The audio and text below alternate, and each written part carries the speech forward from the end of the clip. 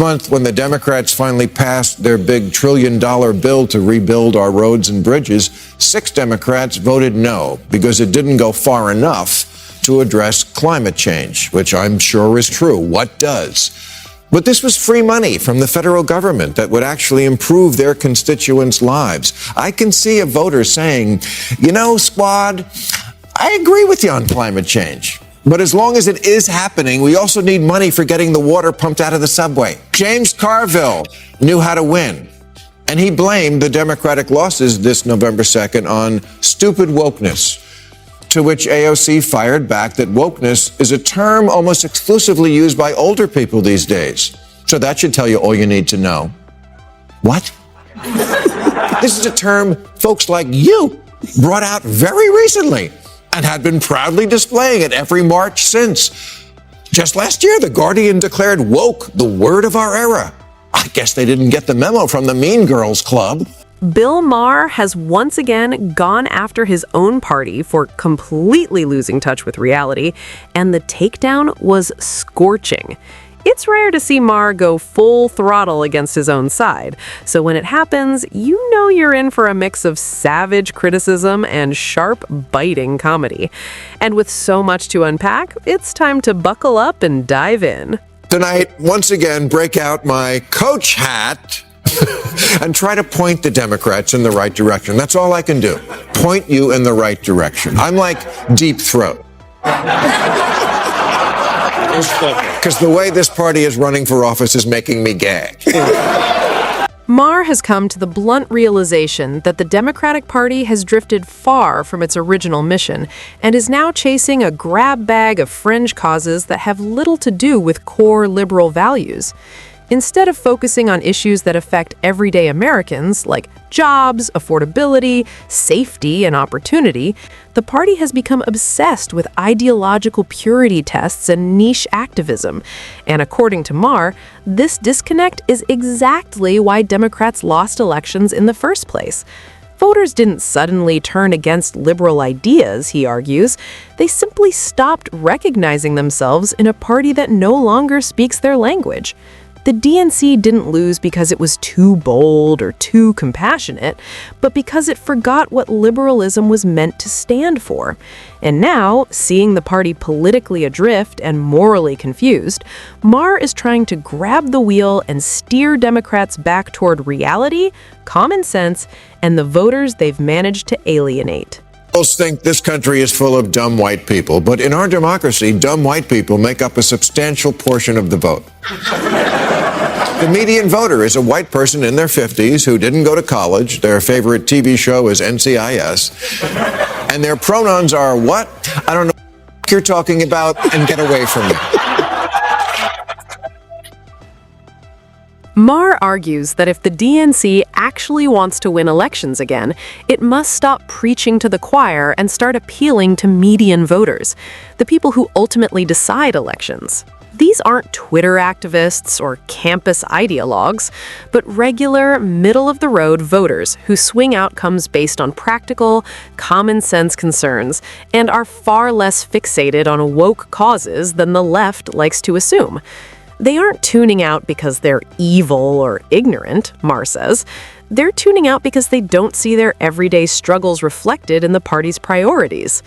Democrats, he argues, have badly overestimated how much these voters care about niche cultural battles, while underestimating how much they care about safety, stability, and economic reality. And ignoring them, mocking them, or lecturing them is a guaranteed path to electoral defeat. And 8, Republicans only won 4 Virginia counties by more than 70%. This month, in the governor's election there, they did it in 45 counties.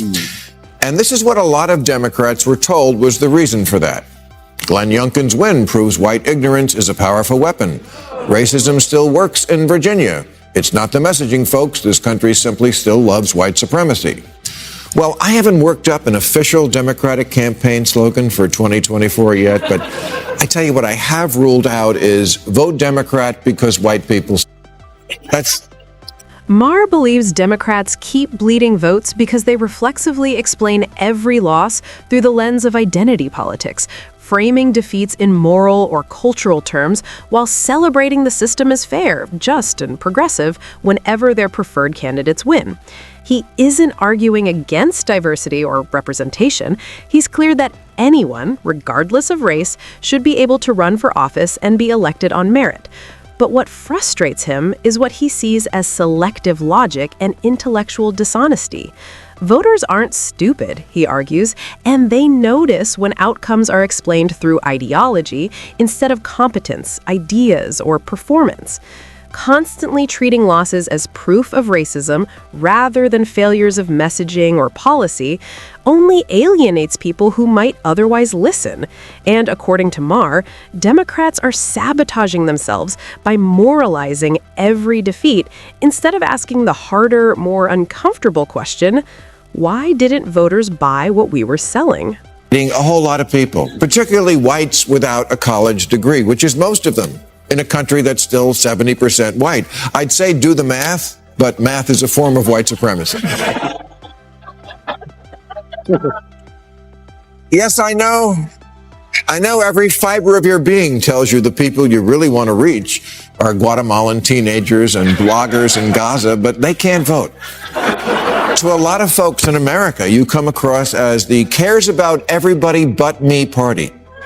And it doesn't have to be that way. You can find ways to stand up for these folks without being David Duke. Maher argues that Democrats are paying a heavy political price for what many longtime working-class voters see as abandonment.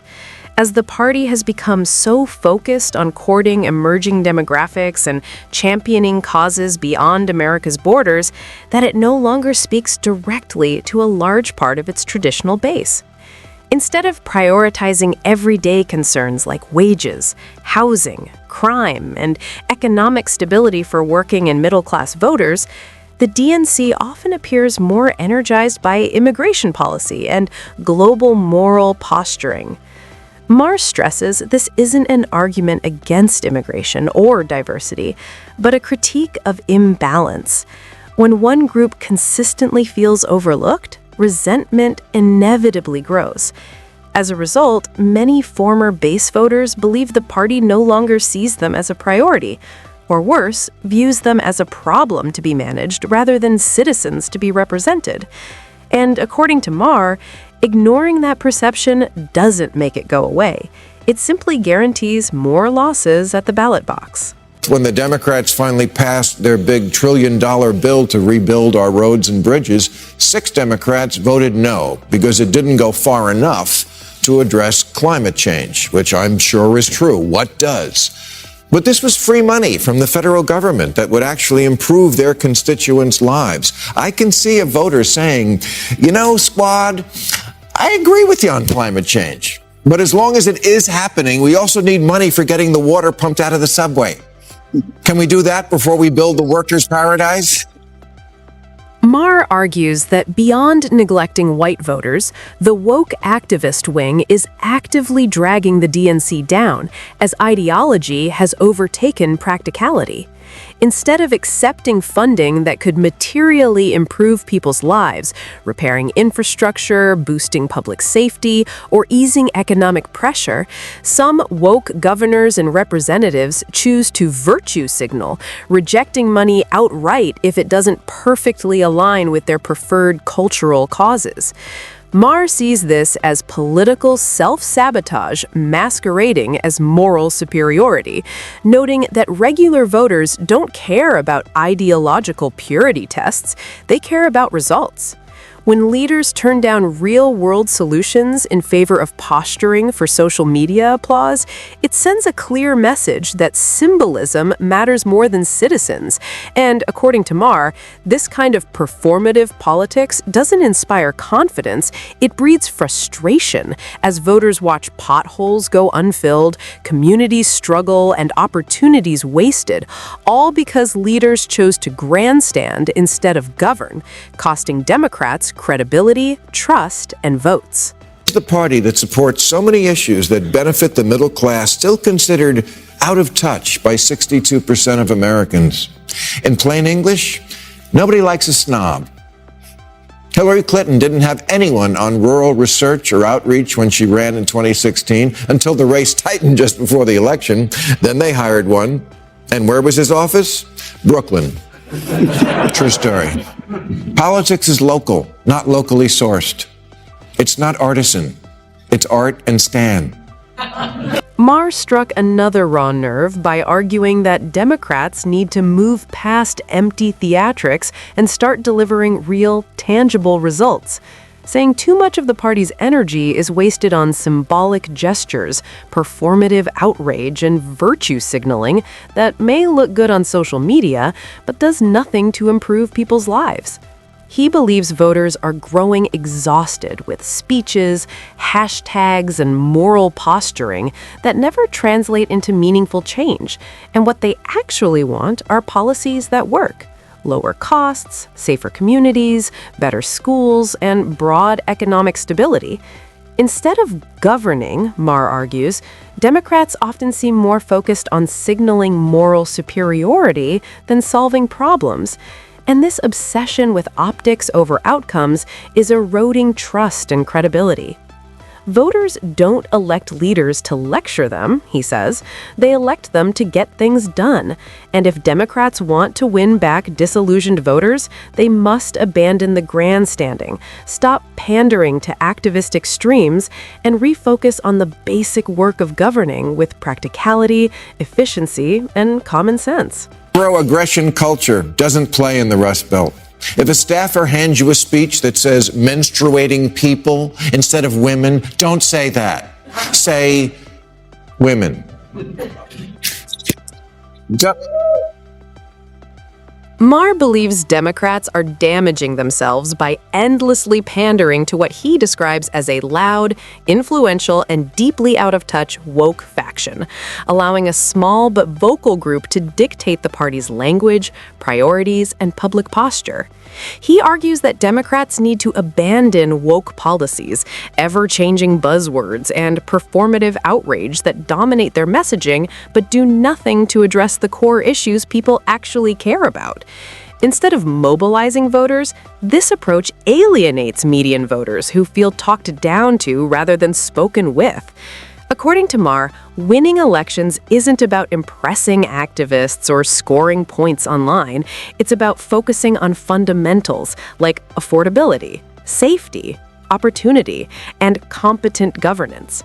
When Democrats prioritize ideological signaling over practical solutions, they lose credibility with the voters who decide elections. And Maher's message is blunt. Drop the posturing, speak plainly, govern seriously, and reconnect with the middle to win